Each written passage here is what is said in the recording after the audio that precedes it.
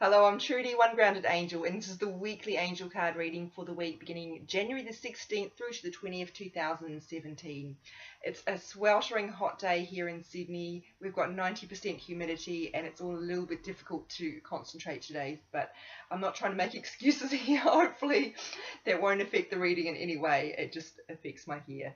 So, hopefully, you can live with that. So, let's start with Monday, the 16th of January, and see what's going to come through.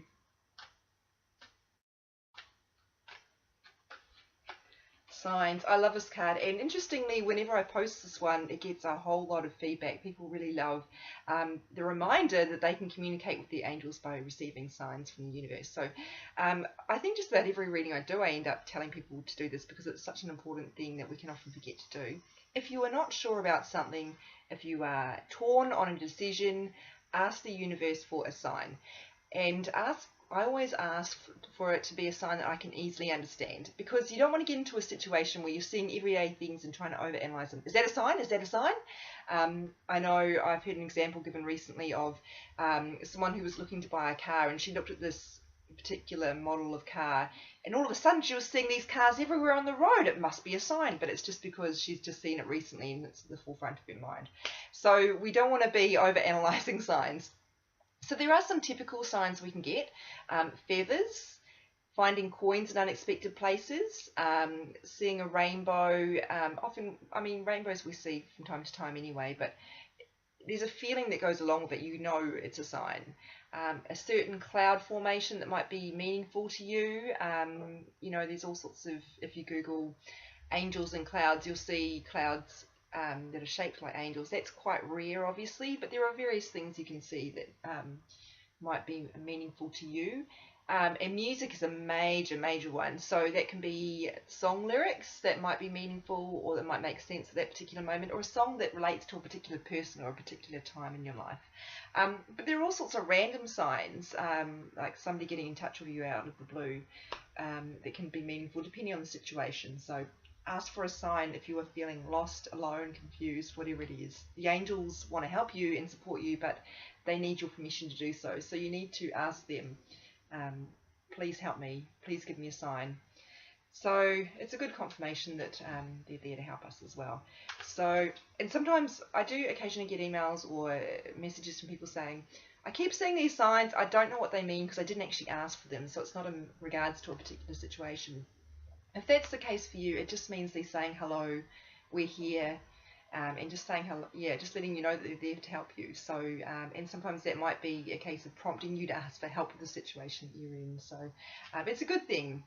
So don't get too panicked about it if you don't quite understand. Just see it as a lovely little, like a postcard, I guess, from heaven. Oh, here we go. Oh, I like this one. Xana, you are protected from all types of harm. The worst is behind you now. So they're saying this is really about endings, the end of a cycle, which is very, what's the word I'm looking for? That's very appropriate for this time of year. We've got the Chinese New Year coming up. So it is, and we had, the first full moon of the year. So we're really at a time when things are coming to a close. So, and that's great because it means there's a new chapter ahead.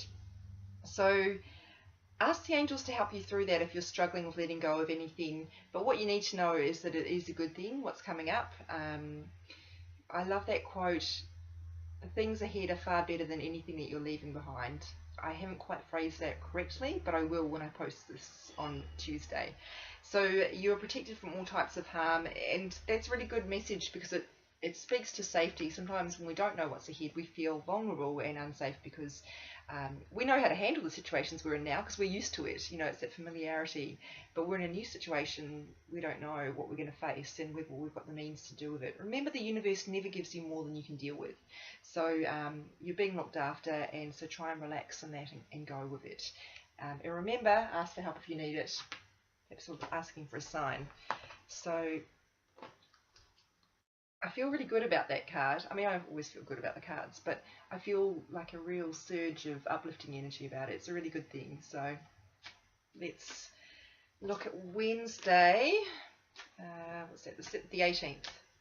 If you're wondering why I keep looking to the side, I've got my phone there with my calendar up because, as some of you may have noticed, I'm not so good with numbers. So we've got for Wednesday, giving and receiving. So this is a card, this is a message that again comes up a lot because we tend to forget about that flow of giving and receiving. We need to give to get something back. It's a bit like when you help someone, the universe is going to give you something back. So now that's true unless of course you're giving in order to get something back. So we don't do it for that particular purpose. We do it because it's the right thing to do, and it honours what's in our heart. And that's when the universe responds to that energetic flow by sending more positive energy our way.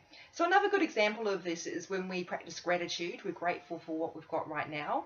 That's a really great positive energy to send out because it does attract more blessings our way. So what you focus on, you attract more of, that sort of thing. So giving and receiving is a message that comes up in regards to relationships a lot, and they're drawing my attention to the green here. Now, green is the colour of Archangel Raphael, who's commonly associated with healing, but also with romantic love. So call on him if you're struggling with your romantic relationships right now. But what you need to know in regards to relationships is that it is about giving and receiving. And this is the case in friendships too. A toxic friendship happens when you're giving and not getting anything back. Now, obviously, you don't want to give for the purpose of receiving, but you do want to make sure there's an equal balance there. Unless someone's in crisis, obviously you need to overextend in that case, but it needs to bounce back again eventually. Otherwise, you've got an energy vampire on your hands. It's the same in love. If you're sacrificing every single thing for your partner, thinking and you've got some romantic notion that that's a good thing to do, and because that makes that's how love works, and that's not really going to work out too well for you because they will get used to you being a doormat for them, and they won't remember to give anything back to you. So we need to be practicing giving love and being willing to receive it.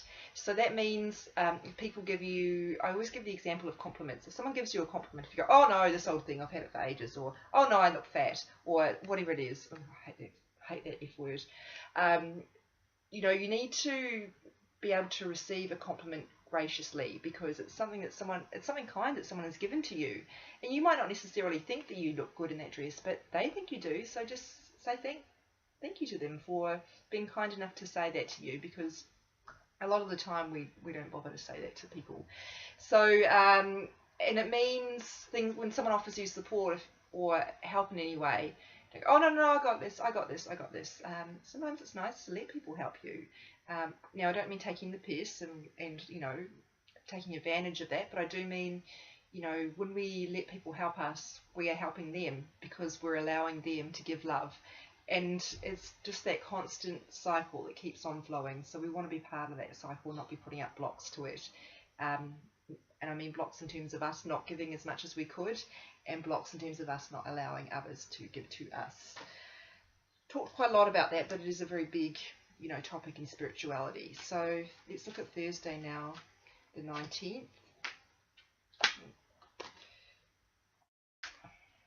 The humidity really makes, I'm not making excuses, but the humidity really does make these cards stick together a lot more, and some of them are a little more reluctant than others, shall we say.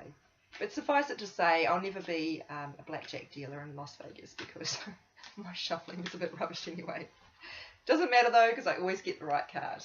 Now, moon cycles, how very appropriate. We've just had a full moon, and I know that I'm no astrologer, by the way, so I'm certainly not claiming to be an expert on this, but a lot of astrologers that I read and follow do talk about how when we have a full moon, that energy still hangs around until the next phase, until we go to the next new moon.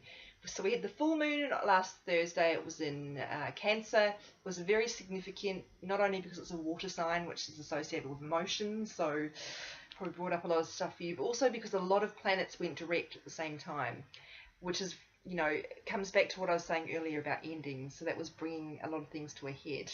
So moon cycles, for some of you, you need to be paying more attention to the moon and how that is affecting you. It might be linked to insomnia. For years, that really, I struggled. My insomnia was heightened with the full moon.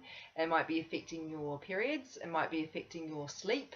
I already covered that, I suppose, the insomnia, but also things like perhaps you're eating. If this is something that doesn't really feel right for you, just let it go. But for some of you, your intuition will be telling you that this is something that's really you need to be addressing or looking into when the moon cycles are, so you can kind of be prepared for that. If that's not the case for you, what I talk about when I talk about the moon is cycles. So there's a season for everything. There's summer, there's winter. So sometimes it will be necessary for you to go through difficult times. At other times, you'll be in a time of joy and bliss, and everything will feel easy and wonderful. Now, the mistake that we make is thinking that's normal and that should happen all the time. So then, when we go into a challenging situation or a time of struggle, we just want to get the hell out of it, which is normal, of course. No one wants to be in that sort of zone, but we're in that zone for a reason, and there's something that we need to learn from that. So trying to escape instead of trying to learn the lesson, because you can never really get past it until you have learned the lesson anyway, is not really honouring that particular cycle.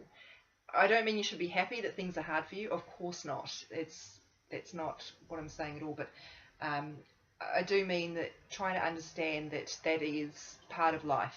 It's not abnormal. So that means something that I keep bringing out for me is grieving. Grieving is a cycle that takes as long as it takes, and no one knows how long that could be.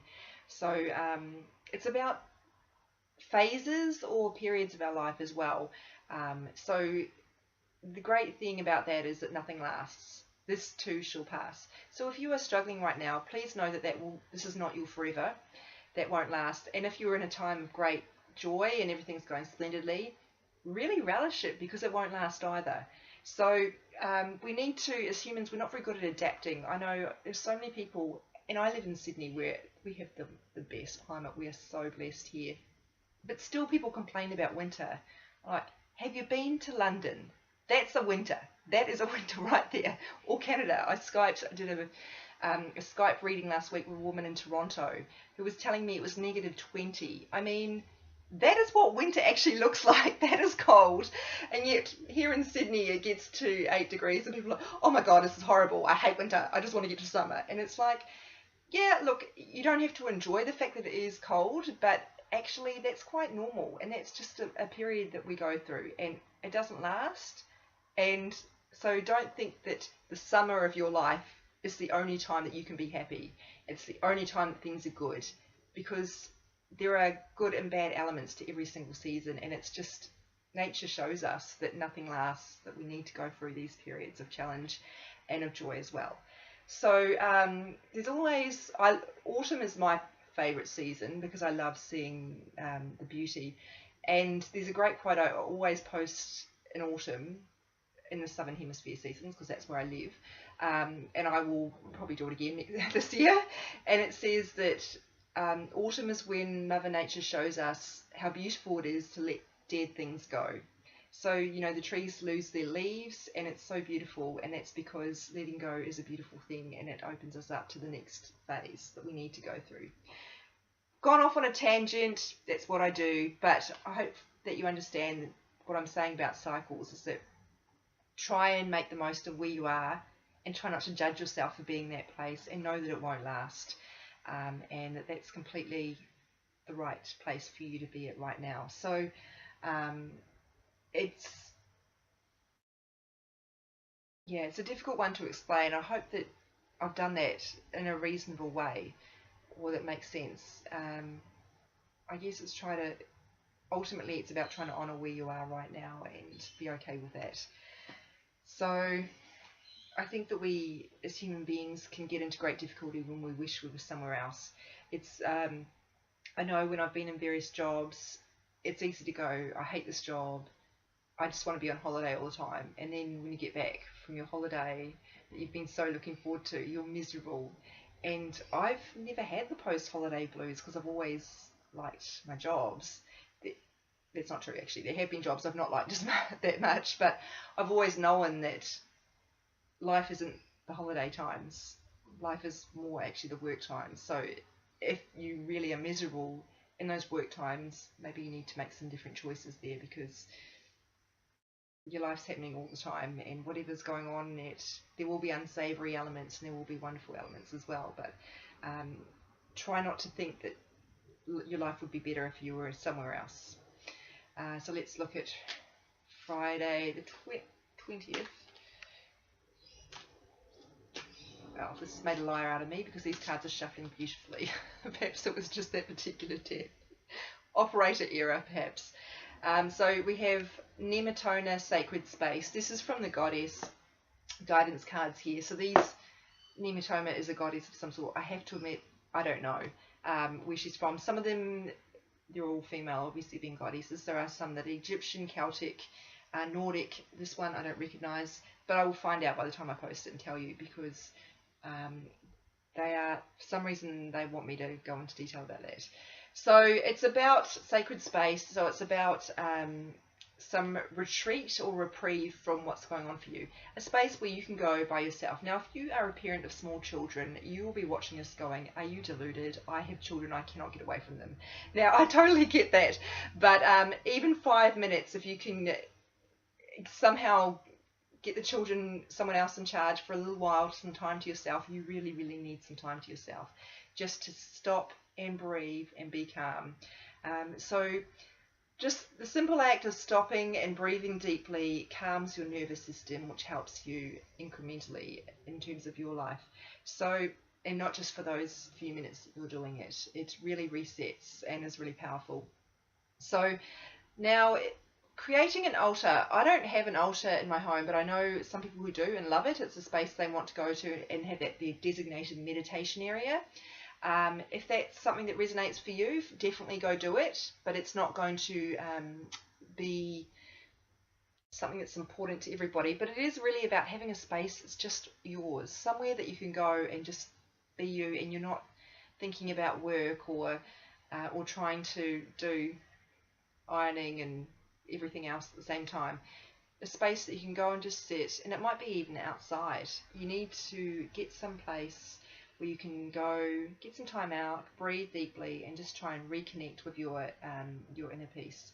So, and remember, you do have inner peace. Everybody has it. It's just buried under all these layers of stress and drama. So you just need to quiet those levels and just sit down and sit, and it will come to the fore.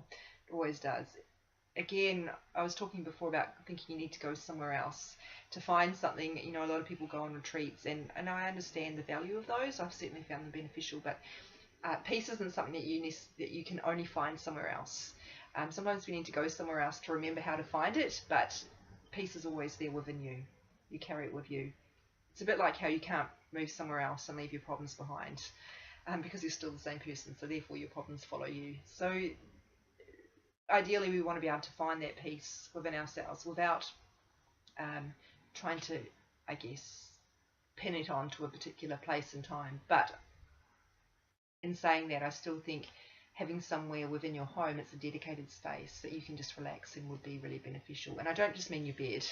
I mean somewhere where you can sit and just take stock and be yourself. Ideally for some meditation. Meditation might not be for everybody. Perhaps some quiet music, just sitting and closing your eyes. I'll leave that out there for you guys to make sense of in whatever way resonates for you, because there's no one way to be at peace. So we have a message about signs.